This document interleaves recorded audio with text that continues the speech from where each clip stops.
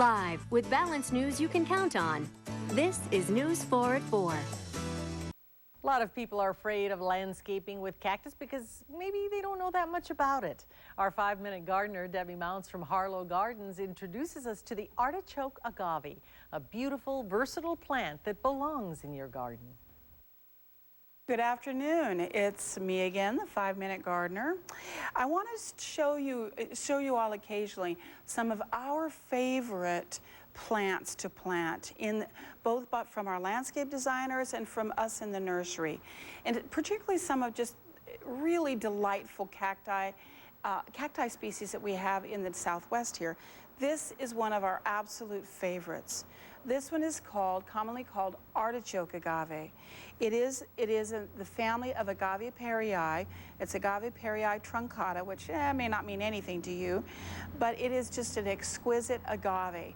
The nice thing about it is it doesn't get out of hand in its size. Some of your agaves can get really large. This guy at maturity will be 2 or 2.5 feet by 2 or 2.5 feet. And maturity isn't going to happen for another 10 years possibly. So that's nice. It's not something that's going to really outgrow your garden and take over your whole garden like like the Americanas and things might tend to do. Now, all of your agave species put on babies. We call them pups.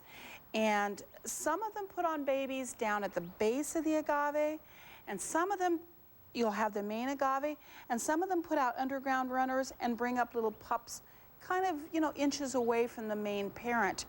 If you can look closely here, this agave is doing that very thing.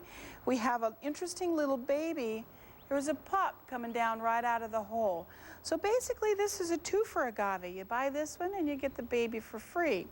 But what you want to do is in your yard, if you have this and you start getting pups coming out from underneath the ground, you can just dig those out and transplant them someplace else.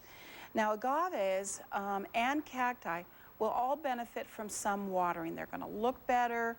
You're going to like the way they look better. They're going to be happier.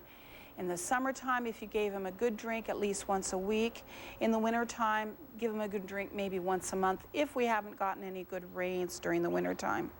The other thing you need to know about agaves, well, this guy actually is one that they do sometimes use to make mezcal. You may not want to do that in your house. But the other thing you might want to know about agaves is all agaves, once they flower, the plant dies. That's the reason that this plant is ensuring its survival by putting on these pups on the side. Alrighty, and I wouldn't probably want to touch this agave too much. It's pretty thorny. Anyway, I hope it beautifies your garden, and thanks for being here today. All right, thank you. And Debbie's here. I got to tell you, not only did my dog touch that agave, but he took a bite out of one of the little petals, one of the side things, and I thought, what?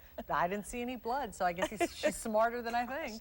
And it's amazing, we get people in the nursery, they'll come in and say that, the bunnies have chewed up all of their prickly pear. Now, can you imagine eating prickly pear for Pete's sake? No, but I guess they must be hungry. Oh, yes, exactly. So I brought this little guy in today so we can take a look at it. And I talk a little bit about the flowering in the piece, but I want to talk a little bit more about that because that's something that's a little confusing for people. In the agave family, the agave dies after it flowers. Now, this guy, it'll get to be, as I say, 2 feet by 2 foot to 3 foot by 3 foot, something like that. And it will put up a bloom stalk that is 15 to 20 feet tall. Wow.